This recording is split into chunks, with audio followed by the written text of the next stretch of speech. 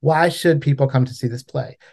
If you're a fan of Charles Dickens' A Christmas Carol, I think you'll enjoy this play. And if you're not a fan, I think you'll also enjoy it. If you're sick of it, it takes the sort of a story we all know and love and have known for most of our lives, most of us probably, and sort of turns it on its ear and attempts to sort of give an origin story to this thing, to the origin story of Christmas. Really, when we think about Christmas in America and probably, and I guess in England, we may think of the religious aspects, but you also may think of Dickens' A Christmas Carol.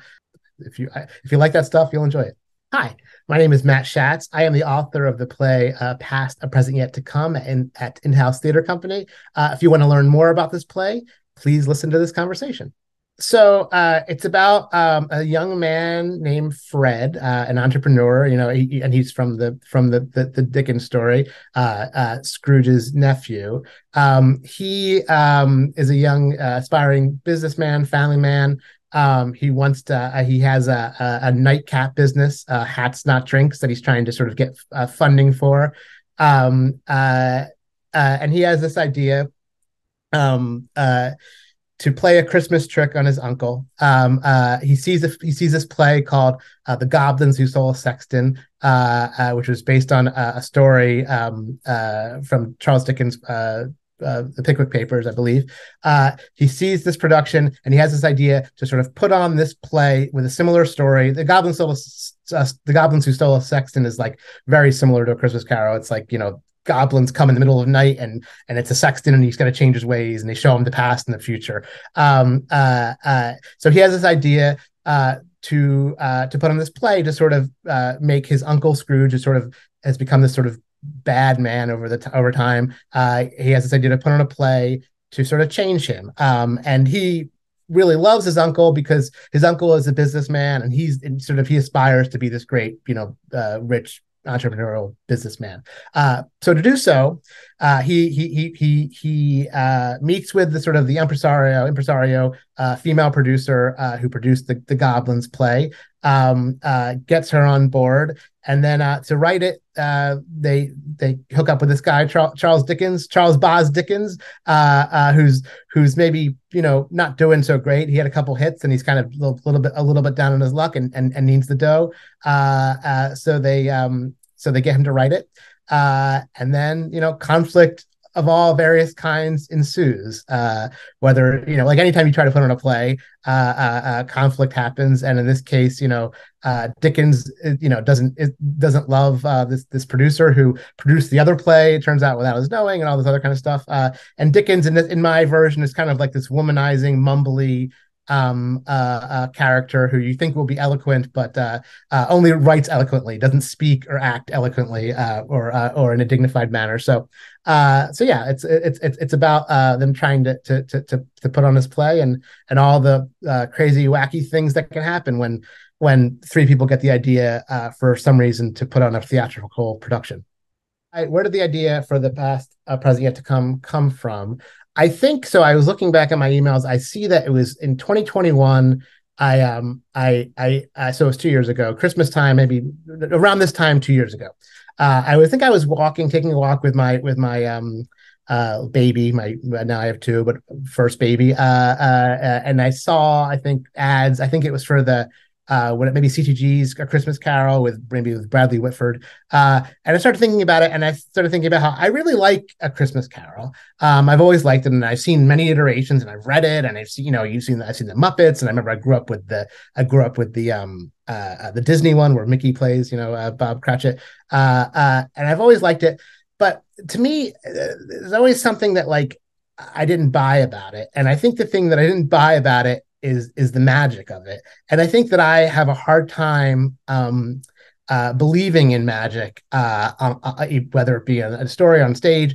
It just never really resonates with me. The kind of magic that I believe in, and I think is real, is the magic of art and the magic of the theater. So I had this idea that, what if the whole thing that Scrooge experiences was a play being put on for his benefit that he was unaware of.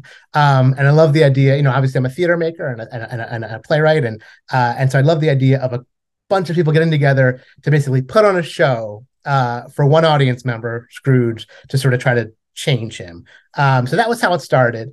And I initially, because I write in TV and I like to feed my family and film, I initially had the idea to pitch it as a movie. And I had a production company that was, all last year interested in it. We pitched it a bunch of places.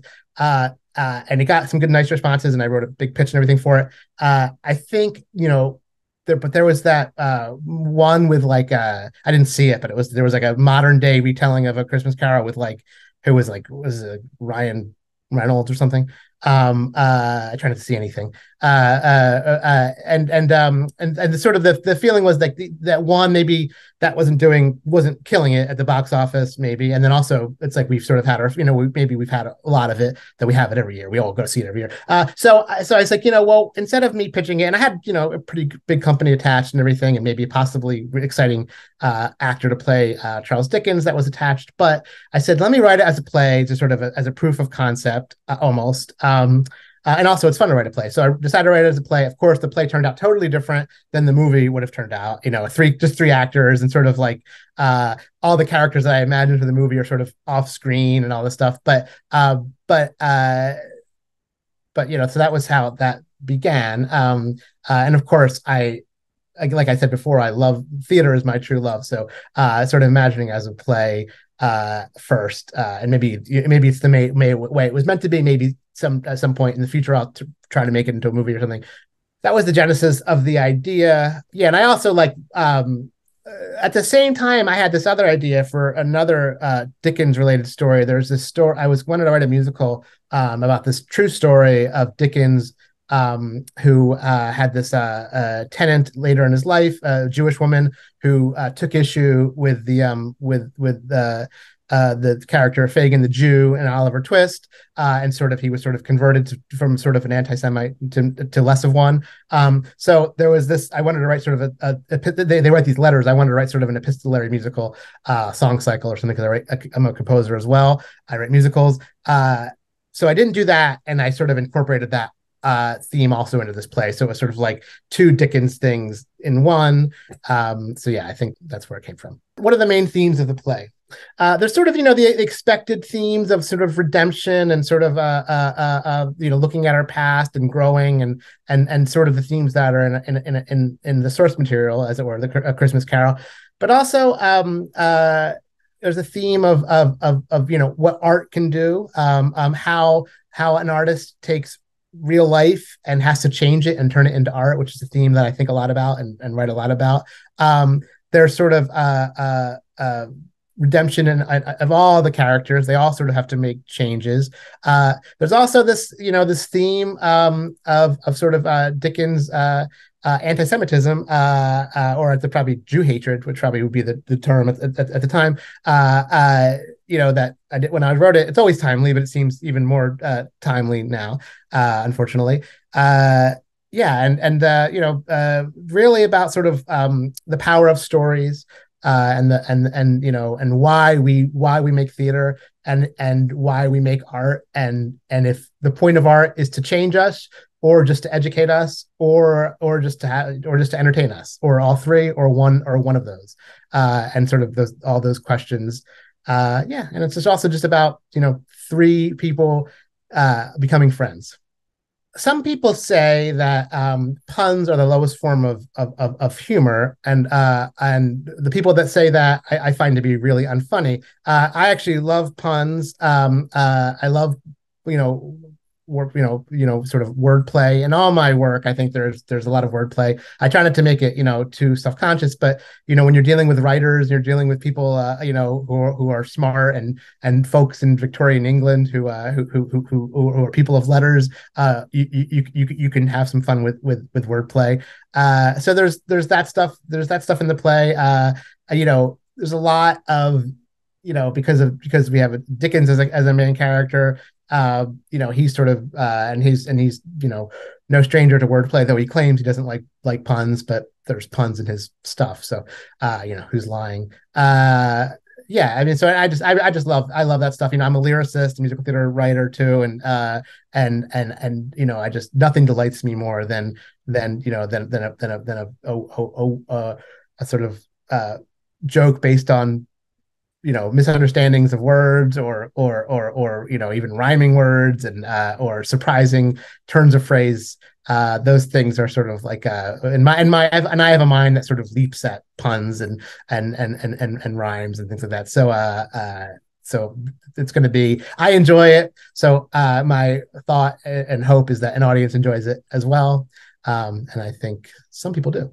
What do I want the audience to get out of my play? I want them to feel like it was worth them leaving the house for the night. I want them to be entertained. I want them to maybe be moved. I want them to laugh, and I want them to maybe leave the theater also asking important and unanswerable questions, which I think is our responsibility as theater artists is to make our audience ask important and unanswerable questions. Why should people come to see this play? If you're a fan of Charles Dickens' A Christmas Carol, I think you'll enjoy this play. And if you're not a fan, I think you'll also enjoy it if you're sick of it. It takes the sort of a story we all know and love and have known for most of our lives, most of us probably, and sort of turns it on its ear and attempts to sort of give an origin story to the origin story of Christmas. Really, when we think about Christmas in America and probably, and I guess in England, we may think of the religious aspects, but you also may think of Dickens' A Christmas Carol. If you like that stuff, you'll enjoy it. I think if you're sort of thinking about sort of what this play is, I sometimes think it's like, if you're familiar with Tom Stoppard's or the movie Shakespeare in Love, what Shakespeare in Love sort of does for Shakespeare, I'm sort of attempting to do for Dickens in this play. So that if that's a way to think about the show, maybe that's helpful. Hi, my name is Matt Schatz. I am the author of the play The Past, A Present Yet to Come, and I hope you'll come to see this play at InHouse Theatre Company.